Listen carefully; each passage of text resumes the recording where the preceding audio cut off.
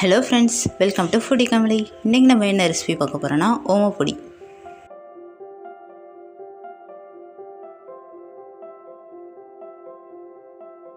ஓமப்பொடி செய்கிறதுக்கு ஃபஸ்ட்டு ஒரு பவுலில் கடல மாவு 1 கப் எடுத்துக்கணும்.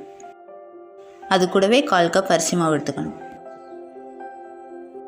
அது கூடவே மிளகாத்தூள் 1/2 டீஸ்பூன் எடுத்துக்கணும். தேவையான அளவு உப்பு சேர்த்துக்கணும். இது எல்லாத்தையும் நல்லா ஒன்று சேர கலந்து விட்டுக்கணும்.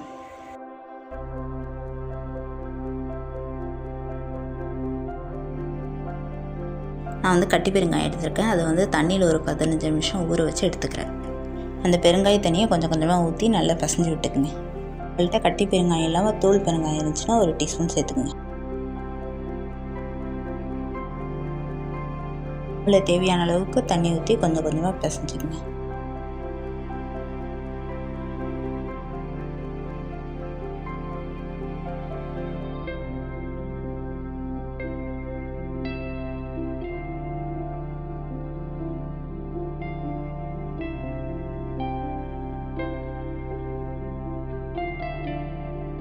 மாவை நல்லா இந்த மாதிரி சாஃப்டாக பிசைஞ்சு எடுத்துக்கணும்.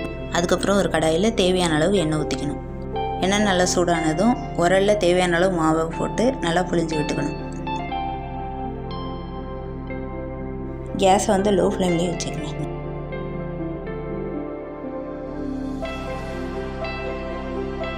ஓமப்பொடி ஒரு சைடு வெந்ததும் இன்னொரு சைடு திருப்பி போட்டுக்கணும்.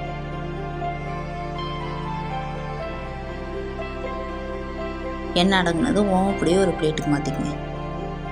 இந்த ரெசிபி உங்களுக்கு பிடிச்சிருந்துச்சுன்னா நீங்களும் வீட்டில் ட்ரை பண்ணி பார்த்துட்டு கமெண்ட்டில் எப்படி இருக்குன்னு சொல்லுங்கள். நம்ம சேனல் உங்களுக்கு பிடிச்சிருந்துச்சுன்னா ஃபுடி கமலியை லைக் பண்ணுங்கள், ஷேர் பண்ணுங்கள், சப்ஸ்கிரைப் பண்ணுங்கள். தேங்க்யூ.